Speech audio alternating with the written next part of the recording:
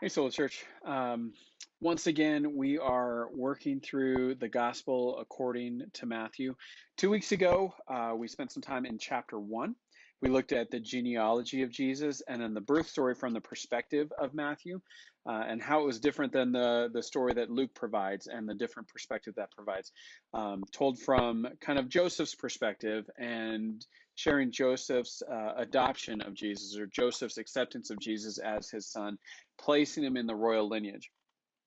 We're going to move to chapter 2, and it's interesting. Like we just finished Ecclesiastes a few months ago, and if you remember, like as we were read through Ecclesiastes, there were a lot of passages, almost probably most passages, where we'd read through them, and after we read them, you would think, man, that was really dark, right?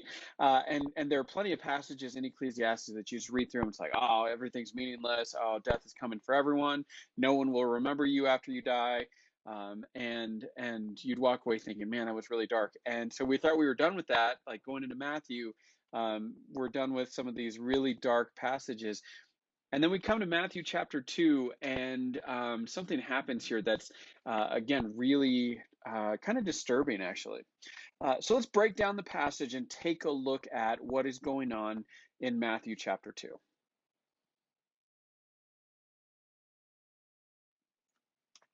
Okay, so right at the beginning of Matthew chapter 2, Matthew is going to situate the story of Jesus' birth, not just historically, but also politically. Okay, so he talks about after Jesus was born in Bethlehem of Judea in the days of Herod the king, behold, wise men from the east came to Jerusalem, saying, where is he who's been born king of the Jews? We saw his star when it rose and have come to worship him. I'm not going to get into all the theories about the wise men. It doesn't give us a lot of information. And there's a lot of speculation about where they came from. Like maybe it's Babylon, maybe it's, all these other different places. What are Magi? The term really means wise men or wise rulers. And what was the star? Was it a supernova? Was it a comet? Probably not. We don't have any record of comets. Or it was maybe a planetary alignment. There's all kinds of theories out there. It's also entirely possible that God made a light miraculously appear that drew these men from the east to come and worship Jesus. But the point is, these rulers from the east are going to come to Jerusalem, where they assume, if they're being drawn because a new leader has been born or a new king has been born, they assume that that person is going to be in Jerusalem. Okay, so it makes sense for them to come to Jerusalem, come to the throne of Herod, and say, "We're here to worship the new king." And Herod is disturbed by this. All right, Herod is this crafty ruler. What you have to remember about Herod is he has no technical right to a throne. He has been installed by the Roman oppressors. He is a vassal king. Rome has installed him to be the ruler over that area of Israel, to kind of do their bidding and keep things in line. So Herod is very guarded about his rule. He doesn't want anybody to come up to challenge. And historically, what we know about Herod is he will, like, this isn't the first time or last time he's going to try to squash a rival to his throne. All right, so Herod has these people come. They're like, we're here to worship the new king of the Jews. Something miraculous in the heavens has drawn us here. And so this is obviously a very important event in history. We want to be the first to come and fall down and worship him. Herod does not like this. They called the scribes and the chief priests, like all of the learned men, like what are they talking about? Who is supposed to be born king of the Jews? And the scribes and the priests come up and they say, well, according to this passage, it'll be in Bethlehem in the land of Judah. From you shall come a ruler who will shepherd my people. And this is from Micah chapter 5. So they're looking at the prophecies. They're like, well, the Messiah, the great ruler, is supposed to come from the town of Bethlehem. So Herod tells these wise men, go to Bethlehem. That's where this is supposed to happen. If you find this new ruler who's been born, come back and let me know so that I can go worship him too. And obviously, Herod is not being honest about his motives here. Herod has no intention of worshiping this baby. He has every intention of going and squashing a rival. So the Magi, these wise men, they come. They follow the star. They find the house, and this is likely, Mary and Joseph are still in Bethlehem. We know from Luke how they got to Bethlehem, that they weren't originally from Bethlehem, that there was a census, and so Joseph had to return to his, ancestral hometown of Bethlehem because he was of the line of David. But apparently, Mary and Joseph are still there in Bethlehem with the baby. The wise men appear, and they're able to then worship the baby. How much time has passed since he was actually born? Like you see these nativity scenes where the wise men are there with the shepherds in the stables with the manger and all of that. That's very likely not what happened. They likely saw the star when Jesus was born, and however long it took them to travel, that's when they appeared. So who knows? Herod assumes it's 2 years or less because he's going to deal with children who are 0 to 2 years old. But that's the only indication that we have of the amount of time that's passed. So when they actually see Jesus, he might be a year or two old at that point. So they worship him, they give him gifts, gold and frankincense and myrrh. These are gifts that are worthy of a ruler or even somebody that they might worship as a god, that they're giving to Jesus. These gifts end up coming in handy as they have to flee into Egypt. Now, the wise men are warned in a dream. Remember, there's a lot going on where God is intervening through dreams and visions. He came. An angel appeared to Joseph and said, "Don't be afraid to take Mary as your wife and accept Jesus as your son." But here, the wise men are warned in a dream not to go back to Herod. Don't go back to Herod. Don't go tell Herod where you found the baby. And whatever the angel or the dream said to them, they listened, and instead of going back to Herod, they went back home a different way so that they wouldn't have to interact with Herod. Again, we see intervention right after this. An angel appears to Joseph and says, "Take the child and his mother, flee to Egypt, remain there until I tell you, for Herod is about to search for the child to destroy him." All right, danger's coming. Herod is wary of political rivals, and he's going to come after this child. So Joseph immediately does that. He takes the child and his mother by night. They leave for Egypt. And Matthew, over and over again, remember we said Matthew is going to talk about how Scripture is being fulfilled in Jesus. So one of the Scriptures that's being fulfilled here is, "Out of Egypt I called my son," right? This is Hosea 11, where God talked about, "Out of Egypt I will call my son." It had an initial fulfillment, in the time of Israel, but Matthew is saying the full fulfillment here is Jesus, and Jesus coming out of Egypt is a picture of Israel being brought out of Egypt. This is where the story gets really dark. All right. Herod will stop at nothing to destroy his rivals. And so, what he does is, when he sees that he's been tricked by the wise men, he's furious, and he sent and he killed all the male children in Bethlehem and in all that region who were 2 years old or under, according to the time that he had ascertained from the wise men. And again, Matthew quotes scripture and says, "This is fulfilled. Then was fulfilled what was spoken by the prophet Jeremiah. A voice was heard in Ramah, weeping and loud lamentation, Rachel weeping for her children." So Herod essentially commits infanticide of any male child 0 to 2 years old, just to make sure that there's no rival to his throne. Right? And if it weren't for the angel coming to Joseph and warning him to get out and go to Egypt, Jesus could have been one of those children that was killed.